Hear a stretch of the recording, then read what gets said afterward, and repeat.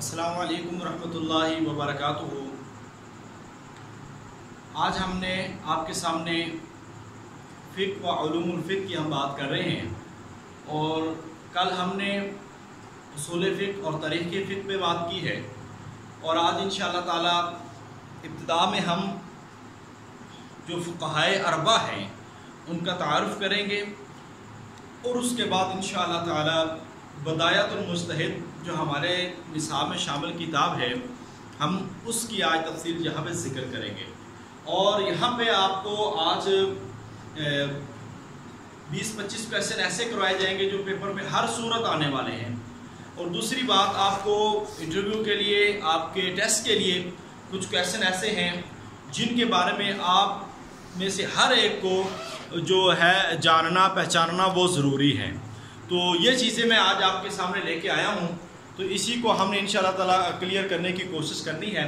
तो सबसे पहले हम बात करते हैं जी, हमारा जहाँ पे कल एंड हुआ था वो मैंने बताया इमाम अबू हनीफा रहमतुल्लाह अलैह के बारे में हम बात कर चुके थे।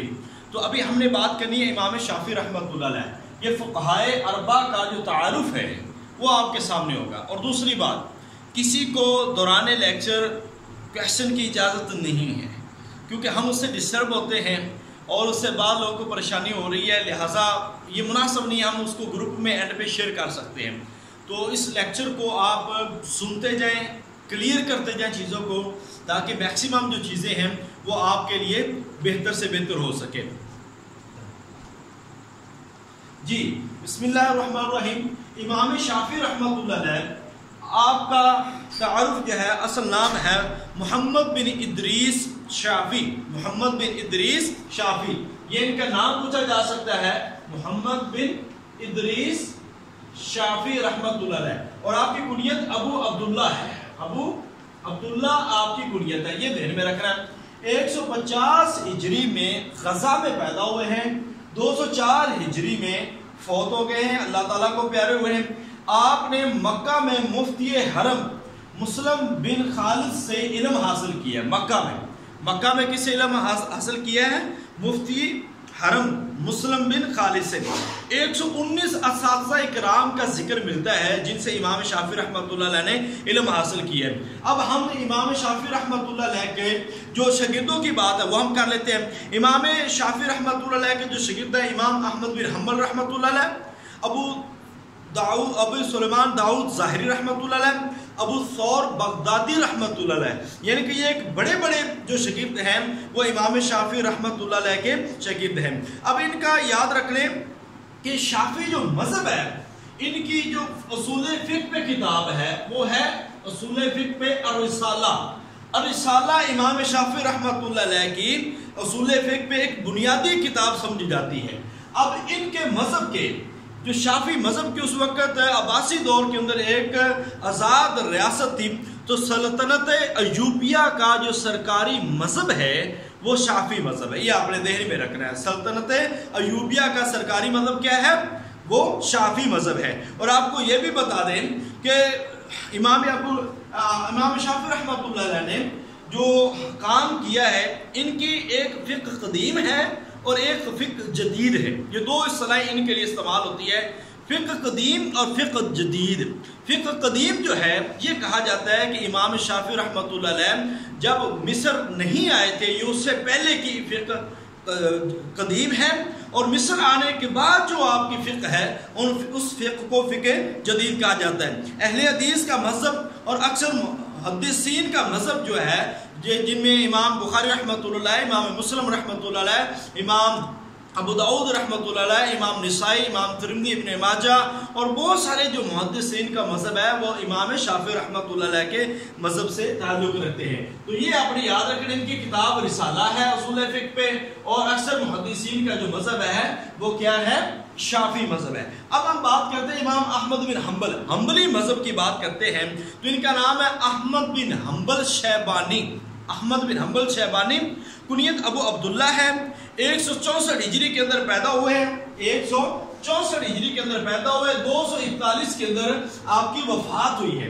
241 के अंदर आपकी वफात हुई है। इमाम अहमद बिन हम्बल रहमतुल्लाह अलैह ने तकरीबन 100 असातिज़ा इकराम से 100 اساتذہ کرام سے علم حاصل کیا ہے، 100 اساتذہ کرام سے۔ اور آپ کو یہ بھی بتا دیں کہ ایک بہت بڑا جو واقعہ ہے وہ قرآن کو مخلوق تسلیم کرنے کا، وہ امام احمد بن حنبل رحمۃ اللہ علیہ کے دور میں آیا ہے کہ جب اس وقت کے خلیفہ مامون، خلیفہ معتصم اور خلیفہ واثق باللہ، یہ تینوں کے تینوں خلفاء جو ہیں یہ معتدلہ عقائد رکھنے والے تھے، اور انہوں نے امام احمد بن حنبل رحمۃ اللہ علیہ کو سخت ترین سزائیں دی تھی، اور اس کی وجہ یہی تھی کہ امام احمد بن حنبل رحمۃ اللہ علیہ قرآن کو اللہ کی کتاب اور کلام کہتے تھے، اور یہ جو کہتے تھے معتدلہ عقائد کہ جیسے باقی اللہ تعالیٰ کی مخلوقات ہیں ایسے قرآن بھی اللہ تعالیٰ کی مخلوق ہے۔ اسی موقع پہ ڈٹے رہنے کی وجہ سے امام احمد بن حنبل رحمۃ اللہ علیہ کو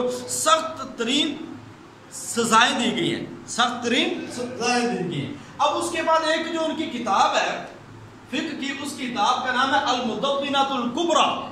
یہ آپ نے یاد رکھنا ہے، امام احمد بن حنبل رحمۃ اللہ علیہ کی جو کتاب ہے المدونۃ الکبریٰ، یہ 8 جلدوں میں فقہ کی ایک بنیادی کتاب سمجھی جاتی ہے۔ یہ فقہ حنبلی کی، یہ فقہ حنبلی کی اہم کتاب ہے۔ امام بخاری، مسلم اور ابو داؤد امام احمد بن حنبل رحمۃ اللہ علیہ کے شاگردوں میں شامل ہے، شاگردوں میں شامل ہے۔ تو اس کے بعد ابن قیم رحمۃ اللہ علیہ نے ان کے 5 اصول بتائے ہیں، ابن قیم رحمۃ اللہ علیہ نے ان کے 5 اصول بتائے ہیں۔ اب ہم آ جاتے ہیں امام مالک۔ امام مالک کا نام اصل امام مالک بن انس، مالک بن انس رحمۃ اللہ علیہ ان کا نام ہے۔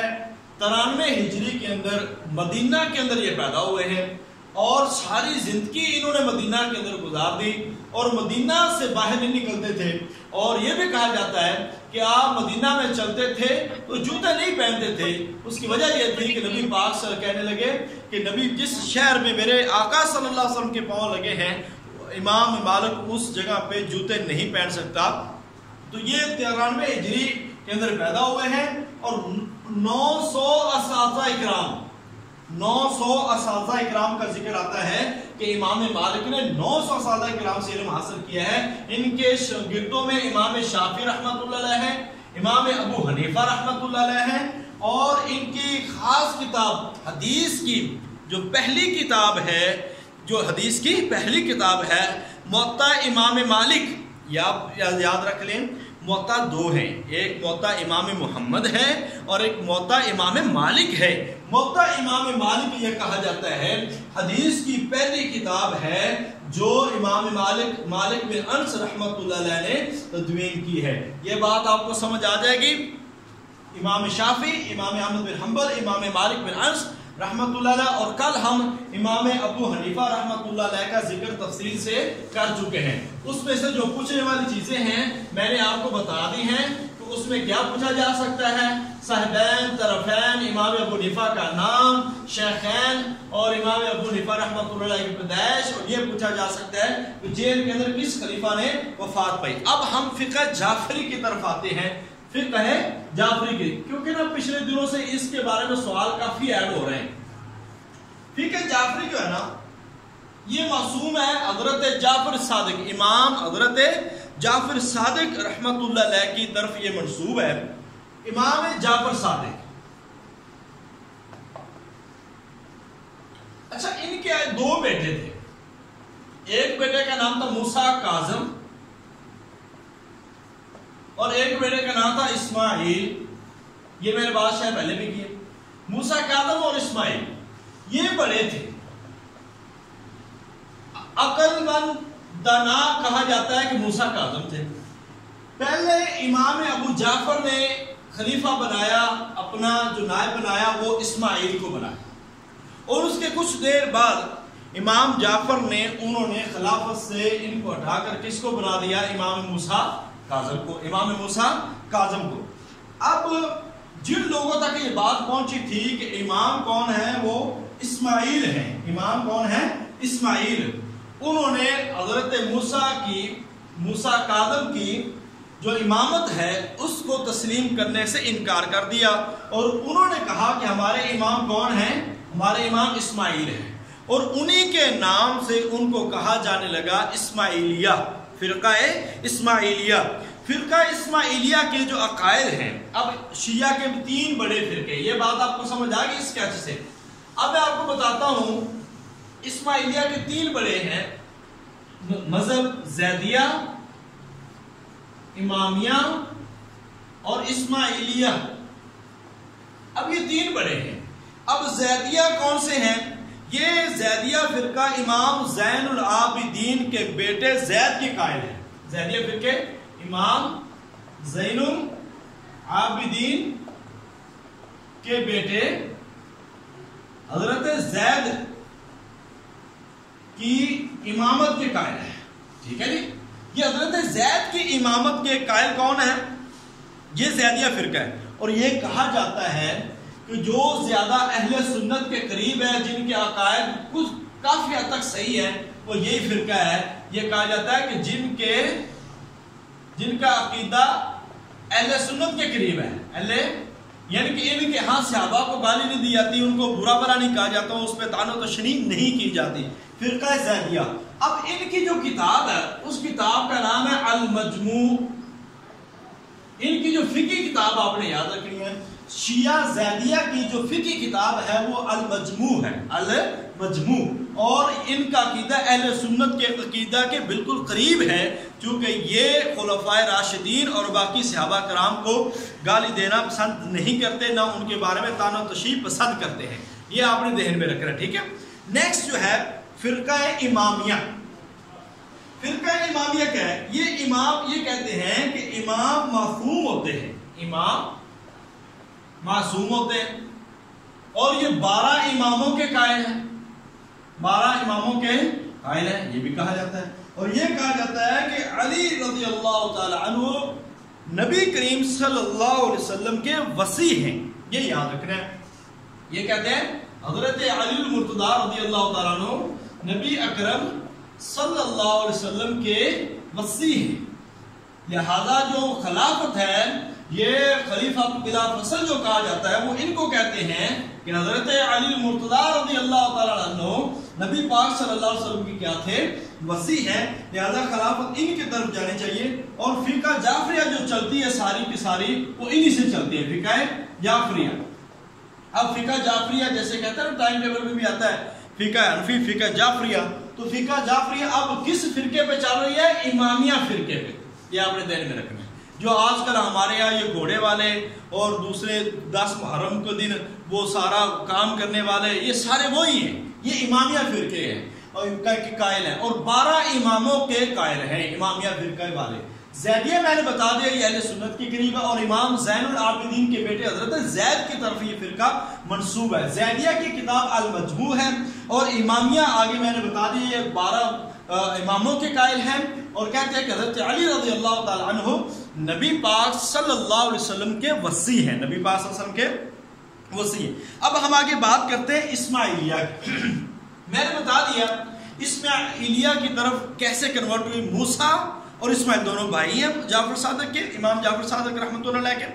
پہلے انہوں نے اسماعیل کو مقرر کیا، بعد میں انہوں نے موسیٰ قادم کو کر دیا، تو لوگوں نے زیادہ مان لیا حضرت اسماعیل کو، لہذا اس لحاظ سے وہ کہلائے اسماعیلیہ۔ اب ان کے عقائد کیا ہے یہ ذرا سن لیں۔ ایک عقیدہ یہ ہے کہ یہ حاضر امام کے قائل ہیں، حاضر امام کے قائل ہیں کہ امام ہر دور میں حاضر ہے، امام کبھی بھی غائب نہیں، کسی نہ کسی صورت میں امام ہمارے پاس موجود ہے۔ اب ان کا جو موجودہ امام کے بارے میں کہا جاتا ہے وہ یہ کہا جاتا ہے پرنس آغا خان، پرنس آغا خان یہ ان کا امام ہے، پرنس آغا خان موجود ہیں، لہذا اسی نسبت سے آغا خان کی نسبت سے اب یہ کہلائے آغا خانی۔ وائٹ بورڈ بالکل بھی کلیئر نظر نہیں آ رہا۔ کیا نہیں آ رہا؟ سر وائٹ بورڈ بالکل بھی کلیئر نہیں ہے، نوٹ کچھ بھی نہیں کیا جا رہا۔ اب یہ مجھے سمجھ نہیں آ رہی کہ پتہ نہیں ہے کہ میری طرف سے نا سارا کلیئر آ رہا ہے، میں ابھی آپ کو پک بنا کے سینڈ کر سکتا ہوں۔ میں آپ کو نا ابھی اسکرین شاٹ لے رہا ہوں، اور یہ اسکرین شاٹ میں آپ کی طرف سینڈ کرتا ہوں، اور آپ اس کو دیکھ سکتی ہیں کہ ہماری طرف جو ہے نا وائٹ بورڈ بالکل کلیئر آ رہا ہے۔ اب دیکھ لیں میں نے سینڈ کر دیا، ٹھیک ہے۔ السلام علیکم ورحمۃ اللہ۔ وعلیکم سر آپ لیکچر جاری رکھیں، بعد میں نوٹس مل جانے ہیں، آپ لیکچر جاری رکھیں سر، کوئی مسئلہ تو میں نے سینڈ کر دیا ہے، اپنی میری طرف سے بالکل کلیئر آ رہا ہے۔ اب شاید ہو سکتا ہے کہ کسی کے اپنے موبائل کی کوئی پرابلم ہو، میں نے پک سینڈ کر دی ہے، میں نے دکھا دوں گا آپ کو۔ ہاں تو یہ کام کافی زیادہ مجھے کرنے دیں، ہم نے آگے اور بھی کام کرنے، ٹھیک ہے۔ پرنس آغا خان، اسی نسبت سے یہ آغا خانی کہلاتے ہیں، آغا خانی۔ اب یہ بھی کہا جاتا ہے کہ آغا خانی کی ان کی حکومت بھی آئی ہے اسماعیلیوں کی، اور جو مصر کے اندر فاطمی حکومت قائم ہوئی نا، مصر کے اندر فاطمی حکومت دراصل انہی کی حکومت تھی، فاطمی حکومت انہی کی حکومت کہلاتی ہے۔